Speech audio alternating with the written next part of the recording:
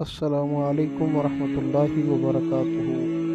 ناظرین، آج کی ویڈیو کا عنوان ہے ذبح ہو کر دوبارہ زندہ ہونے والے پرندے۔ حضرت ابراہیم خلیل اللہ علیہ السلام نے ایک مرتبہ خداوند قدوس کے دربار میں یہ عرض کیا کہ یا اللہ،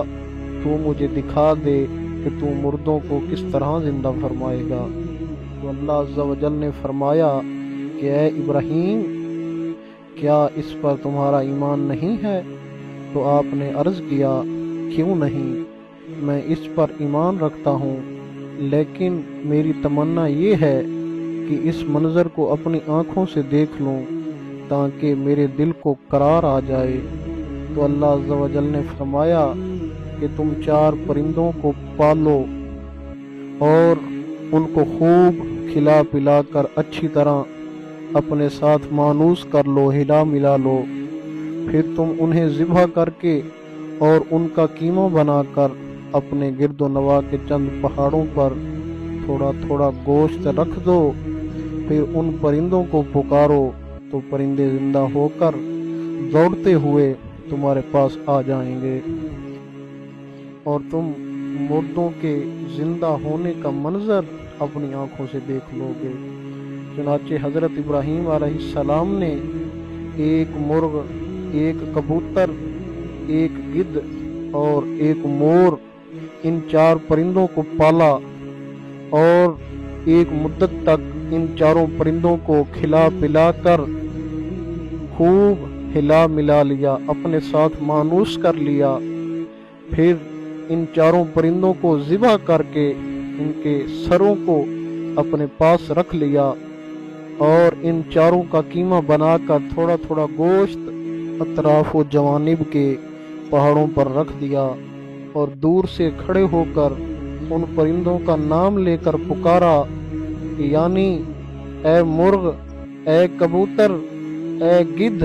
اور اے مور۔ آپ کی پکار پر ایک دم پہاڑوں سے گوشت کا قیمہ اڑنا شروع ہو گیا اور ہر پرند کا گوشت پوست ہڈی پر الگ ہو کر 4 پرند تیار ہو گئے، اور وہ 4 پرند بلا سروں کے دوڑتے ہوئے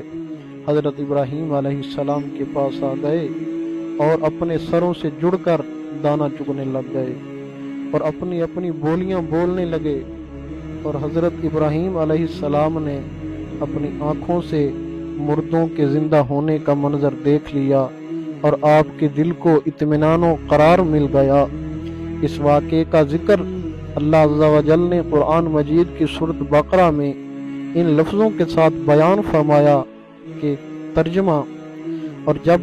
حضرت ابراہیم علیہ السلام نے عرض کی، اے میرے رب، تو مجھے دکھا دے کہ تو مردوں کو کس طرح زندہ فرمائے گا۔ اللہ عز و جل نے فرمایا، کیا تجھے یقین نہیں؟ ابراہیم نے عرض کی، کیوں نہیں، مگر یہ چاہتا ہوں میرے دل کو قرار آ جائے۔ اللہ عز و جل نے فرمایا، تو پرندوں میں سے کوئی 4 پرندے پکڑ لو، پھر انہیں اپنے ساتھ مانوس کر لو، پھر ان کا ایک ایک ٹکڑا ہر پہاڑ پر رکھ دو، پھر انہیں پکارو تو تمہارے پاس دوڑتے ہوئے چلے آئیں گے، اور جان رکھو کہ اللہ غالب حکمت والا ہے۔ درس ہدایت، مذکورہ بالا قرآنی واقعے سے مندرجہ ذیل چند مسائل پر خاص طور سے روشنی پڑتی ہے، ان کو بغور سنیں اور ہدایت کا نور حاصل کیجیے اور دوسروں کو بھی روشنی دکھائیے۔ مردوں کا پکارنا 4 پرندوں کا قیمہ بنا کر حضرت ابراہیم علیہ السلام نے پہاڑوں پر رکھ دیا تھا،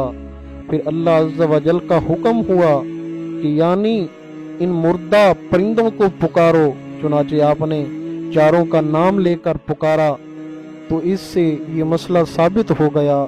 کہ مردوں کو پکارنا شرک نہیں ہے،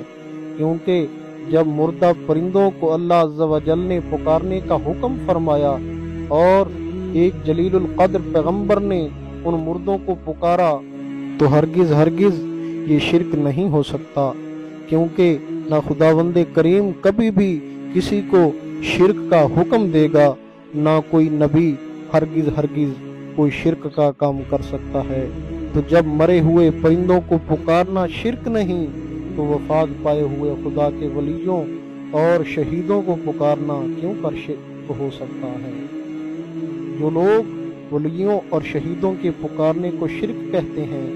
اور یا غوث کا نعرہ لگانے والوں کو مشرک کہتے ہیں، انہیں تھوڑی دیر سر جھکا کر سوچنا چاہیے تاکہ اس قرآنی واقعے کی روشنی میں انہیں ہدایت کا نور نظر آ جائے اور وہ اہل سنت کے طریقے پر صراط مستقیم کی شاہراہ پر چل پڑیں۔ واللہ الموافق۔ تصوف کا ایک نقطہ: حضرت ابراہیم علیہ السلام نے جن 4 پرندوں کو ذبح کیا ان میں سے ہر پرند ایک بری خصلت میں مشہور ہے۔ مثلا مور کو اپنی شکل و صورت کی خوبصورتی پر گھمنڈ ہوتا ہے اور مرغ میں کثرت شہوت کی بری خصلت ہے، اور گدھ میں ہرس اور لالچ کی بری عادت ہے، اور کبوتر کو اپنی بلند پروازی اور اونچی اڑان پر غرور ہوتا ہے۔ تو ان 4 پرندوں کے ذبح کرنے سے ان 4 خصلتوں کو ذبح کرنے کی طرف اشارہ ہے کہ 4 پرند ذبح کیے گئے تو حضرت ابراہیم علیہ السلام کو مردوں کے زندہ ہونے کا منظر نظر آیا اور ان کے دل میں نور اطمینان کی تجلی ہوئی، جس کی بدولت انہیں نفس مطمئنہ کی دولت مل گئی۔ تو جو شخص یہ چاہتا ہے کہ اس کا دل زندہ ہو جائے اور اس کو نفس مطمئنہ کی دولت نصیب ہو جائے، اس کو چاہیے کہ مرغ ذبح کر دے، یعنی اپنی شہوت پر چھری پھیر دے، اور مور کو ذبح کر دے، یعنی اپنی شکل و صورت اور لباس کے گھمنڈ کو ذبح کر ڈالے، اور گدھ کو ذبح کرے، یعنی ہرس اور لالچ کا گلا کاٹ ڈالے، اور کبوتر کو ذبح کرے، یعنی اپنی بلند پروازی اور اونچے مرتبوں کے غرور پر چھری چلا دے۔ اگر کوئی ان 4 بری خصلتوں کو ذبح کر ڈالے گا تو انشاءاللہ تعالی وہ اپنے دل کے زندہ ہونے کا منظر اپنی آنکھوں سے دیکھ لے گا اور اس کو نفس مطمئنہ کی سرفرازی کا ثبوت حاصل ہو جائے گا۔ واللہ تعالی عالم۔ آپ جڑے رہیں ہمارے YouTube چینل کے ساتھ۔ اگلی ویڈیو تک کے لیے اللہ حافظ۔